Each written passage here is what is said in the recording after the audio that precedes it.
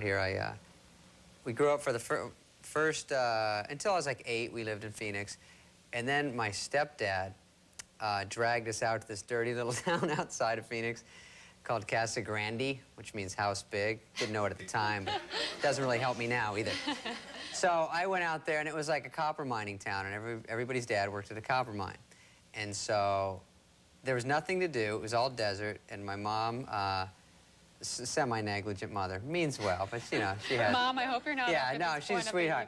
So she had 3 boys, and when we were like 10, 12, and 14 in the morning to take us to work, because we didn't have a babysitter, so she'd take us to one end of the desert, loaded up, we each had a gun and ammo with us. That's like good. 2 rifles, and like a packed lunch, and then she'd pick us up 7 miles away at the Chevron station when she got off work.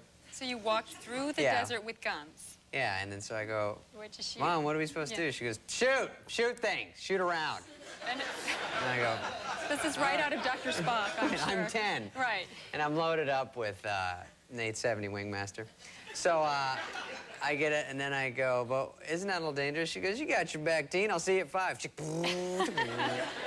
So then there was a place called the Big Seed, which was a condemned cotton gin plant, which was just like this dirty cotton seed with, it was like 110 degrees, and we'd slide down it.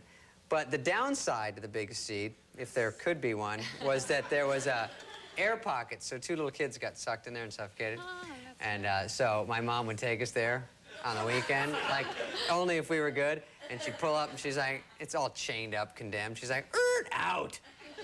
And I go, Mom, it's locked. Hop the fence, show some initiative. And I go, but remember those 2 kids died in here. She goes, when you go, all right? You can't outrun the Grim Reaper. I just hope my child doesn't grow up to be a comedian, because I know, you know what? It's sad. It's not nice for mothers. Then you ended up in L.A. I went to, I switched back. Well, we stayed there about 4 years. And then once we were mentally disturbed enough, so we couldn't shake it the rest of our life, we moved to back to Phoenix, and I started doing stand-up. And my brother was there. I went to, well, I went to school there, and my brother was cool, my older brother, Andy, and I was kind of like a little math kid. I wasn't into any sports or anything. That's really shocking, I think, to most viewers, that you might have been a geek. Well, you know what I did? I was such a little puss that when I was a junior, you know, I thought, all the girls, 'cause I got the highest math score once, and I go, all the girls are going to like me because I'm the smartest. And you know what? Guess what? And that's not how it works. Oh. So I switched over to trying to be social. So I went out for football when I was a junior, and I was in full pads, and they could tell I never played before, because the first day I go, is this tackle? And so I just went back to my coin collection. But now you're showing them. But I'm kind of showing them, but they could still beat me up. Okay, we'll be right back with David Spade on later. Yay!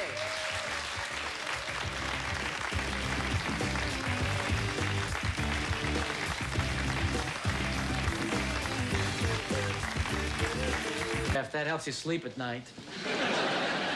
What is it, your uncanny resemblance to an aging Charlie Brown? Believe me, I don't need this job to get women. Would you care to make a little wager on that, Chuck? You don't want to go there. Here's the deal. I pick a new career for you. I pick the woman. I got $1,000 that says you end up solo pilot on a one-way flight to Spanky Town.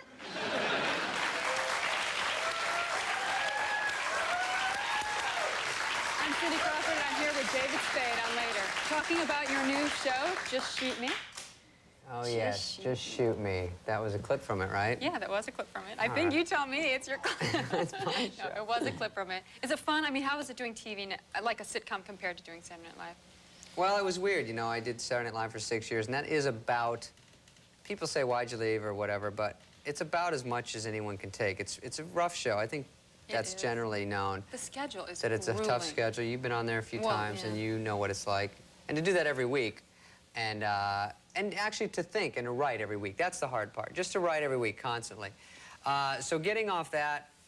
Did a couple movies. Did movies during, usually, Saturday Night Live at the same time, which was hard. So I didn't know what to do, and then there's the, you know, you could do your own TV show, which they kind of give out like jury duty. Yeah.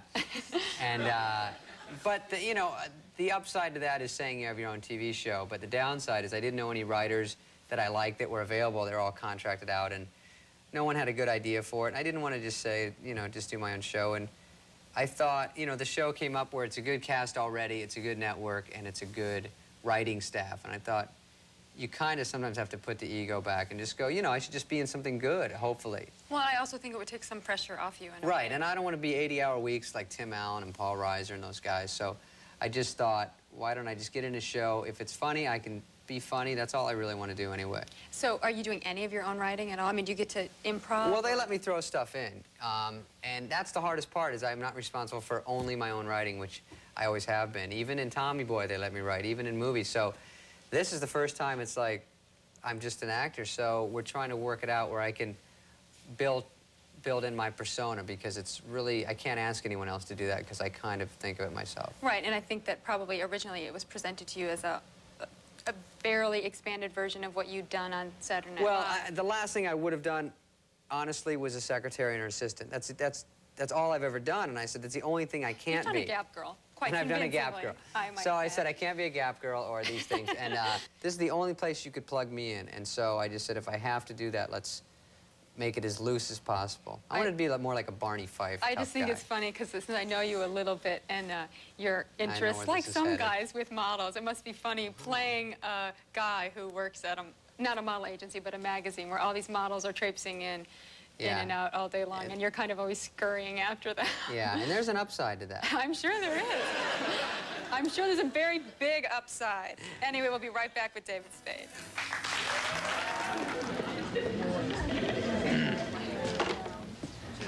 Listen, I'm expecting a call from a Cindy Crawford.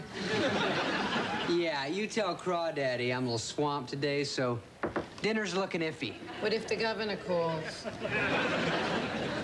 Take a message. How about Spider-Man? Well, we've just got another minute with David Spade. So, David, in this last minute, I just wanted to ask you, what's next?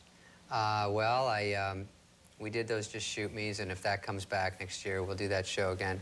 But in the interim, a couple friends and I wrote a movie, like a romantic comedy, that I'm in. So it's about a guy who's in love with this girl, and she lives at my apartment complex, but she's very serious, and she's a student. And the only time I ever get to talk to her is when her dog gets away, and I help her catch it. So I kidnap her dog, and then I pretend to help her look for it. So I can get to know her. That's a good way to catch And girls, then, huh? yeah, and so it all sort of craziness happens. But it's actually a nice, hopefully somewhat clever thing. It must be nice writing again for yourself. Yes, that's the fun part for Well, me. that's cool. I think it's time to say... Bye-bye. Bye-bye. Anyway, thanks for watching, everybody. Thanks so much